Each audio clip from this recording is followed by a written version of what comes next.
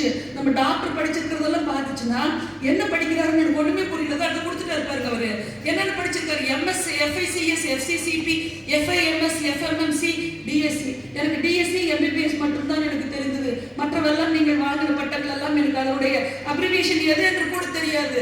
இத்தனை பட்டங்களுக்கும் ஒரே ஒரு விஷயம் இருக்கிறது, என்னவென்றால் நீங்கள் பக்கத்தில் இருப்பவனின் துயரை பார்த்து ஒரு சொட்டு கண்ணீர் விட்டு உங்கள் கைகளை நீட்டி கரங்களை நீட்டி அவன் கண்ணீரை துடைத்தீர்கள் என்றால் அப்பொழுதுதான் நீங்கள் கல்வியாளர் என்று சொல்கிறார். தம்பி பிரவீன் ஒன்று சொன்னார் இல்லையா, உங்களுக்கு ஸ்கில் டெவலப்மெண்ட் ப்ரோக்ராம் இருந்து இந்தியாவில் இருக்கக்கூடிய மிகப்பெரிய பிரச்சனை என்ன தெரியுமா? It is not unemployment. Unemployability is the biggest problem than unemployment. வேலையின்மை பிரச்சனை இல்ல, வேலைக்கு தகுதியின்மை தான் பிரச்சனையாக இருக்கிறது. தம்பி ஒன்று சொன்னார், இங்கிலீஷ் ப்ரொஃபஸருக்கு இங்கிலீஷ் தெரியல, பையனாவது தப்பா பேசுறான். ரெண்டு பசங்க என்னோட பசங்க பேசுறாங்க, I talk he talk, why are you middle talk என்கிறான். அவனால் அதையாவது பேச முடிகிறது. ஆனால் இங்கிலீஷ் முடித்து விட்டு வர ஒரு ப்ரொஃபஸர்னால தைரியமாக அவர்கள் பேச முடியவில்லை என்பதுதான் இங்கே நிதர்சனம். நன்றாக தெரிந்து கொள்ளுங்கள். தம்பி சொன்னாரே, அன்எம்ப்ளாயபிலிட்டி இஸ் தி பிக்கஸ்ட் ப்ராப்ளம். இங்கே சாஃப்ட் ஸ்கில்லை நாம டெவலப் பண்ணித்தான் ஆக வேண்டும். என்னுடைய மகிழ்ச்சி என்னவென்றால், உண்மையாலுமே ஒரு சமூகம் செய்ய வேண்டியதை, ஒரு அரசாங்கம் செய்ய வேண்டியதை ஒரு தனி மனிதனாக இந்த பையன் செய்திருக்கிறாரு. அந்த பையனை சொன்னதுக்காக மன்னிச்சுக்கோங்க, என் வயதுக்கு தாராளமாக உங்களை நான் அப்படி சொல்லலாம். ஒரு சமூகம் செய்ய வேண்டியதை, ஒரு அரசாங்கம் செய்ய வேண்டியதை இவர் செய்திருக்கிறானே, இந்த பையனுக்கு எவ்வளவு ஒரு நல்ல மனது இருக்கிறது. இவ்வளவு பெரிய ஒரு ப்ரோக்ராம் பண்ணி இத்தனை பேருக்கு விருது கொடுத்திருக்கிறாரு. மாதா பிதா குரு தெய்வம் என்று சொன்னோம் நம்ம காலத்துல. இப்ப மாதா பிதா கூகுள் தெய்வம் என்று சொல்லிக் கொண்டிருக்கிறார்கள். கண்டிப்பாக சொல்கிறேன், கூகுள் உங்களை திருத்தாது. நீங்க ஒண்ணு பாப்பீங்க, கூகுள் இன்னொன்னு கூட்டிட்டு போகும், அதோட நீங்கள் போயிட்டே இருப்பீங்க. நீங்க இப்பொழுது நன்றாக தெரிந்து கொள்ளுங்கள், மாதாவும் பிதாவும் உங்கள் பிறப்புக்கு காரணமாக இருக்கிறார்கள். மாதாவும் பிதாவும் உங்கள் பிறப்புக்கு காரணமாக இருக்கிறார்கள். பின்னாடி இருக்கக்கூடிய குரு உங்கள் சிறப்புக்கு காரணமாக இருக்கிறார். தெய்வம் உங்கள் இறப்புக்கு தான் காரணமாக இருக்கும். அந்த சிறப்புக்கு காரணமான அந்த குரு இருக்கிறாரே, அவரை வணங்குங்கள், அவரை பெருமைப்படுத்துங்கள். இதோ அதைத்தான் இவர் செய்து கொண்டிருக்கிறார். இங்கே உள்ளே வந்ததுமே இந்த பேனாவை பார்த்தேன். மன்னராட்சி காலத்திலே வாளும் வேலும் வில்லும் கேடையும் செய்து கொண்ட காரியத்தை இந்த மக்களாட்சி காலத்திலே ஒரு பேனா செய்கிறது என்றால் அந்த பேனாவுக்கு உண்டான மரியாதை இவர் செய்கிறார் என்றால் எவ்வளவு சந்தோஷமாக இருக்கிறது நினைச்சு பாருங்க. நீங்க இந்திய சாதாரணமான நாடு இல்லை. அங்கே நம்மளுடைய முதல் குடியரசுத் தலைவர் ராஜேந்திர பிரசாத் ஒரு சாதாரண இவரை மாதிரி அருமையான ஒரு படிப்பாளியாக எக்ஸாமுக்கு போகிறார். எழுதுறாங்க, அவர் செலக்ட் எனி 5 கொஸ்டின்ஸ் அப்படின்னு சொல்லி 10 கொஸ்டின் சொல்றாங்க. டாக்டர் ராஜேந்திர பிரசாத் 10 கொஸ்டின் எழுதிக்கிட்டு கீழே கரெக்ட் எனி 5 கொஸ்டின்ஸ் எழுதுறாரு. நம்ம இந்திய தேசம் எப்படிப்பட்ட தேசம் என்று நினைத்துக் கொள்ளுங்கள். நமக்கு அதில் இருக்கிற ஒரு கொஸ்டின் கூட எழுத முடியாம எந்த கொஸ்டினை விடலாம் என்று யோசித்துக் கொண்டிருக்கிறோம். கடைசியாக ஒன்னே மட்டும் சொல்லி இந்த உரையை நிவர்த்தி செய்கிறேன். இந்தியா நமது பில்கேட்ஸை விட கீழே இருக்கலாம், உலக பணக்காரர் பட்டியல் எல்லாம் நம்ம ரொம்ப கீழே இருக்கலாம். இந்தியா பல விதங்களில் எங்கெங்கேயோ பின்தங்கி இருக்கலாம். ஆனால் உலகத்துக்கெல்லாம் பண்பாட்டை சொல்லிக் கொடுத்த முதல் நாடு, இப்பொழுது இருக்கக்கூடிய ஒரே நாடு இந்தியா என்று என்றைக்குமே மறந்து விடாதீர்கள். இந்தியாவிலே சிகாகோ மாநாட்டில் இங்கிருக்கக்கூடிய ஆன்ம துறவி விவேகானந்தர் சென்றார். அப்பொழுது அப்படி பார்த்து எல்லாருமே ஆச்சரியப்பட்டார்கள், இவர் என்ன பேச போகிறார் என்று.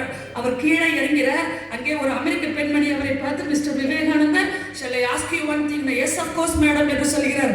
I just want to marry you என்று சொன்னார். விவேகானந்தர் ஆடி போய் விட்டார். மேடம், நான் ஏதாவது தப்பா நடந்துக்கிட்டேன்னா, உங்ககிட்ட ஏதாவது மிட் நைட்ல மெசேஜ் ஏதாவது அனுப்பிச்சுன்னா, ஃபேஸ்புக்ல ஏதாவது ஃப்ரெண்ட் ரிக்வெஸ்ட் கொடுத்தனா, ஒண்ணுமே இல்லைன்னு சொன்னார். இல்ல உங்களை எனக்கு ரொம்ப பிடிச்சிருக்குது, மிகவும் அழகான ஆண்மகனாக இருக்கிறீர்கள், உங்களை திருமணம் செய்து கொண்டால் இன்னும் 20 வருடத்தில் உங்களை போலவே எனக்கு ஒரு பையன் பிறந்திருப்பான் இல்லையா, அவன் உங்களை போன்ற தோற்றத்தில் இருப்பான். சிரித்துக் கொண்டே விவேகானந்தர் சொன்னார், அட அம்மா, எதற்காக நீங்கள் என்னை திருமணம் செய்து 20 வருடங்கள் வெயிட் பண்ணிட்டு இருக்கணும்?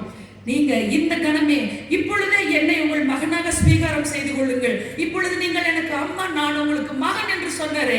எப்படிப்பட்ட நாட்டில் நாம் பிறந்திருக்கிறோம் என்பதை நினைத்து பாருங்கள் தோழர்களே, தோழிகளே. அந்த நாட்டிலிருந்து நீங்கள் வந்திருக்கிறீர்கள் என்பது ஒரு முறை இலைகோடோடு நீங்கள் கொஞ்சம் கூட மறந்துவிட வேண்டாம். அடுத்த நாள் அவர் கலிபோர்னியாவில் போய் இன்னொரு ஸ்பீச் கொடுக்க வேண்டி இருக்கிறது. நிகழ்ச்சி ஒருங்கிணைப்பாளர் விவேகானந்தரை பார்த்து கேட்கிறார், mister Vivekanandar, are you ready for the speech என்று. எஸ் ஆஃப் கோர்ஸ் என்று சொன்னார். அரண்டு விட்டார். அதே வங்காள தலைப்பாகை, அதே மரச்சப்பல் எல்லாம் போட்டுக்கிட்டு வந்து இதே மாதிரி நிற்கிறார் அவரு. ஐயோ mister Vivekanandar, why can't you wear a coat, suit and tie and look like a gentleman? Gentleman என்று சொன்ன பொழுது in your country a tailor makes a gentleman but in my country culture makes a gentleman என்று சொன்ன விவேகானந்தர் பிறந்த நாட்டிலிருந்து தான் நாமும் பிறந்திருக்கிறோம் என்பதை மறந்து விடாதீர்கள். நன்றாக தெரிந்து கொள்ளுங்கள். இதோ எங்களோட பல்கலைக்கழகத்தையுமே சொல்கிறேன், எல்லா பல்கலைக்கழகத்தையும் சொல்கிறேன். சான்றிதழ் கொடுத்த நிறுவனம் தான் எங்கள் பல்கலைக்கழகம். நாங்கள் தான் ஒரு பையனுக்கு PhD MPhil என்று கொடுக்கிறோம். ஆனால் அவனே ஒரு மாதம் கழித்து திரும்ப வந்தால் வேலை இல்லை என்று சொல்வதும் நாங்களே தான். இருந்தால் தானே கொடுப்பதற்கு, சட்டையில் இருந்தால் தானே அகப்பை வரும். ஆனால் இதோ இவர் டாக்டர் பிரவீன் சொல்கிறார் 30 நாளில் உனக்கு வேலை உறுதி என்கிறாரே. அதைத்தான் சொன்னேன், ஒரு பல்கலைக்கழகம் செய்யாததை ஒரு தனி மனிதன் செய்கிறார் என்றால் நினைத்து பாருங்கள். இதுதான் இந்தியா, இதுதான் இந்திய தன்மை. அதை மீட்டெடுக்கும் முயற்சியில் ஒரு இளைஞர் வந்திருக்கிறார் என்றால் அதை நாம் நிச்சயமாக பார்த்துக் கொள்ள வேண்டும். நம்ம கொஞ்ச நாளைக்கு முன்னாடி செத்து போனாரே நமது ரத்தன் டாடா, அதை சொல்லி நான் முடிக்கிறேன். ரத்தன் டாட்டாவுக்கு 2018 லண்டனில் இருந்து லைஃப் டைம் அச்சீவ்மெண்ட் கொடுக்கிறோம், உங்களுக்கு ஃபிளைட் டிக்கெட் எல்லாம் போட்டுட்டோம் வாங்க என்று சொல்லுகிறார்கள். சரின்னு சொல்லிட்டு இருந்தார். கடைசியில் டாட்டா என்னால் வர முடியாது என்று சொன்னார். உடனே அங்க பக்கிங்ஹாம் பேலஸ்ல இருந்து அவருக்கு போன் வருது. என்ன சார், நாளைக்கு நீங்க லைஃப் டைம் அச்சீவ்மெண்ட் அவார்டு கொடுக்குறோம், பக்கிங்ஹாம் பேலஸ்ல வரலைன்னு சொன்னப்ப டாட்டா சொன்ன உதவியாளர் சொன்ன பதில் என்ன தெரியுமா? லைஃப் டைம் அச்சீவ்மெண்ட் அவார்டு எப்போ வேணாலும் வாங்கிக்கலாம், ஆனால் என்னோட நாய்க்கு இன்னைக்கு காய்ச்சல் இருக்குது, என்னையே நம்பி இருக்கும் நாய் நான் அங்கே போகும் பொழுது ஏக்கத்தால் இறந்து விட்டால் திரும்பவும் என் நாயை பார்க்க முடியும். அந்த நாய் பேர் கோவா. இதற்கு என்ன சொல்லுகிற லைஃப் டைம் அச்சீவ்மெண்ட் அவார்டை நீங்களே வைத்துக் கொள்ளுங்கள் என்று சொன்னாரே ரத்தன் டாட்டா. அவரும் இதே இந்தியர் தான். லைஃப் டைம் அச்சீவ்மெண்ட் அவார்டு 300 வருட காலம் நம்மை அடிமைப்படுத்தி அவர்களுக்கு பல்பு கொடுத்தவர் ரத்தன் டாட்டா. பிரிட்டிஷ்காரனுக்கே பல்பு கொடுத்தவர் ரத்தன் டாட்டா.